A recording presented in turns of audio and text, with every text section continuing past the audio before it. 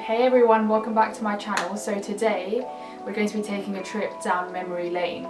We're going to go all the way back to August 2018. Around this time 2 years ago, I was freshly rejected from my vacation scheme.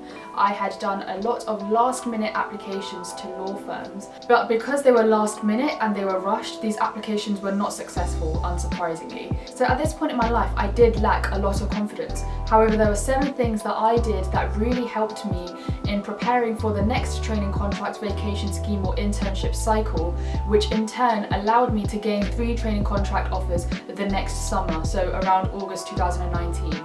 So here's what I did.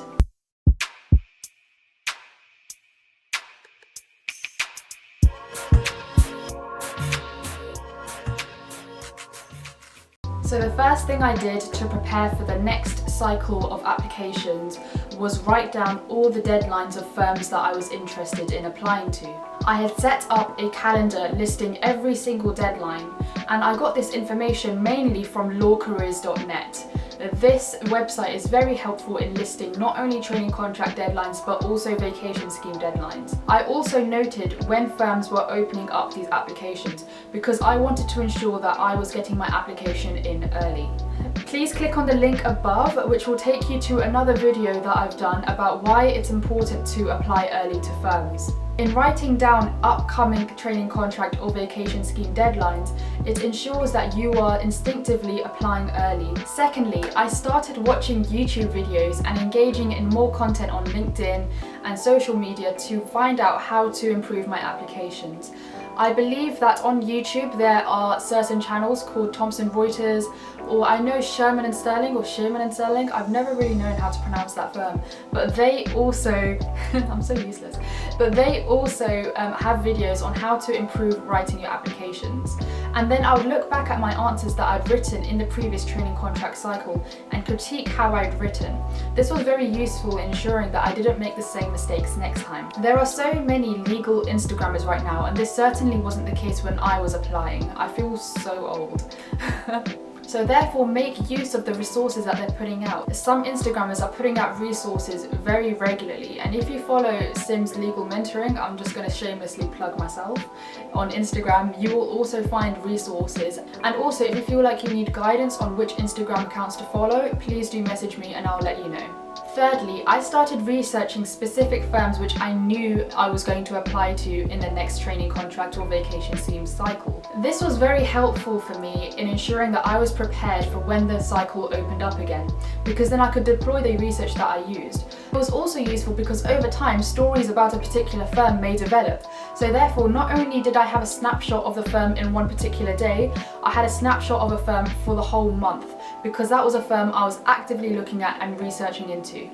Again, I'm going to shamelessly plug my Instagram account where I've posted a step-by-step guide on how to research firms, so please do check it out. But one quick tip I would mention about researching here is when you are researching a firm, look out for the specific things about the firm that made you stand out. So when you're answering questions like, why have you decided to apply to this firm and not another firm, you'll be able to provide a personalized opinion on why that firm stood out to you.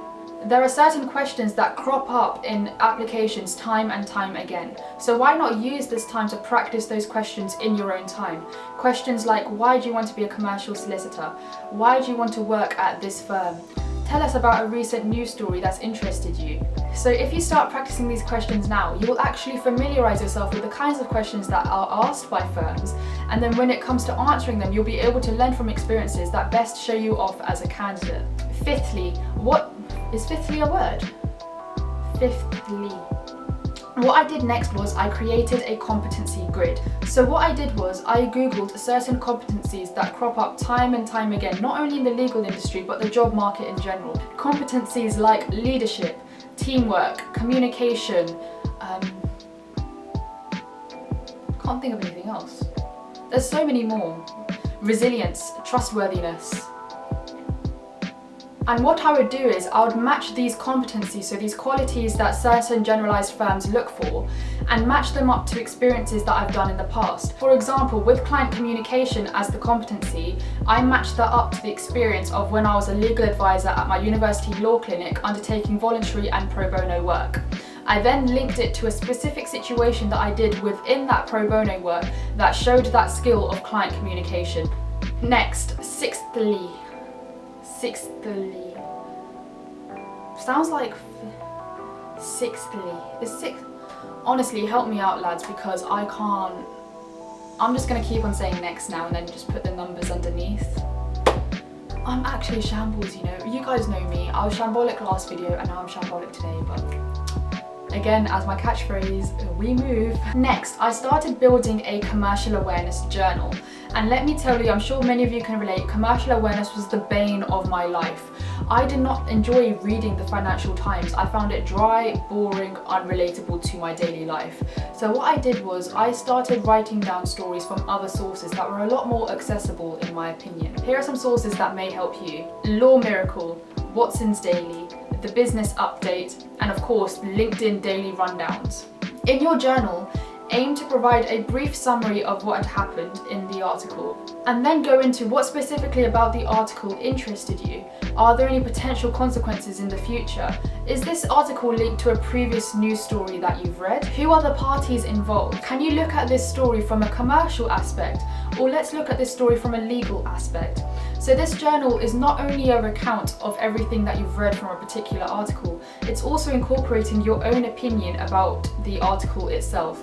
And that again not only helps you in the writing stage of applications, it helps you further on in the interview stages as well. Lastly, my final tip would be to fix up your CV. Make sure that your CV is clear, concise and ready for that next application cycle. Not only would this help with training contract applications or VAC scheme applications, it may also help with paralegal applications.